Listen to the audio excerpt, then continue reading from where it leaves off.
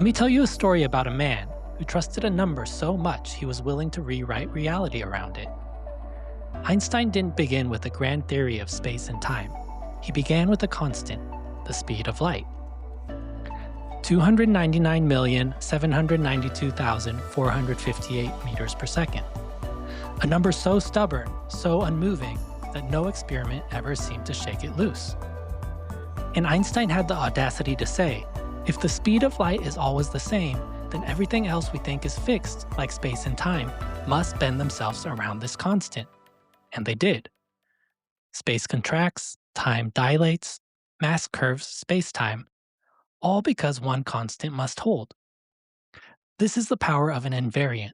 It forces the universe to rearrange itself so that the invariant never breaks. Today we are witnessing something similar in a completely different domain, money. Bitcoin also begins with a constant, a 10-minute block interval. 10 minutes. It's targeted, regulated, and held in place by an adaptive mechanism called difficulty. And here's the magical part. Because block time stays fixed, everything else in the Bitcoin universe must bend itself around that constant. If hash rate skyrockets, difficulty rises to preserve the 10-minute rhythm. If hash rate collapses, difficulty falls to keep time moving. Energy markets shift, miners move across the planet, incentives reshuffle, hardware evolves, all to defend a single invariant. Einstein had c, the speed of light. Bitcoin has block time. And because of this constant, Bitcoin becomes more than a monetary network. It becomes a new kind of metronome for global energy, a cybernetic organism, a thermodynamic clock, a time energy regulator operating without a central authority. Just like in relativity, the constant doesn't adjust to the world adjusts to the constant. Physicists recognize this structure, and a philosopher would likely grin, because they know the deeper truth. A new constant doesn't just change a system, it creates a new worldview.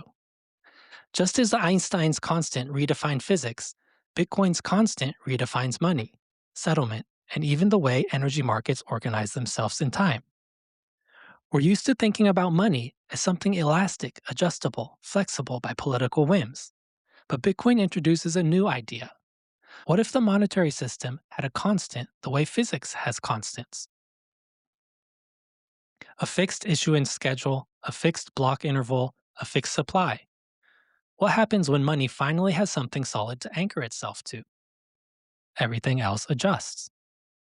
Prices, energy flows, incentives, mining infrastructure, even geopolitics.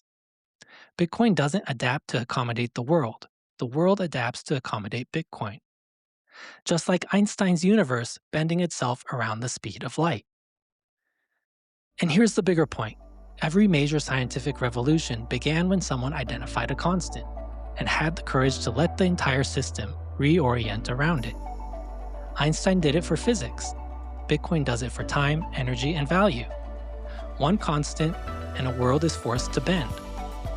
We are living through that pivot right now. And just like with relativity, most people won't understand it until it's already reshaped reality. The time standard will continue to explore what happens to civilization when time, a currency we all share, not a trusted authority, becomes the foundation of our monetary system.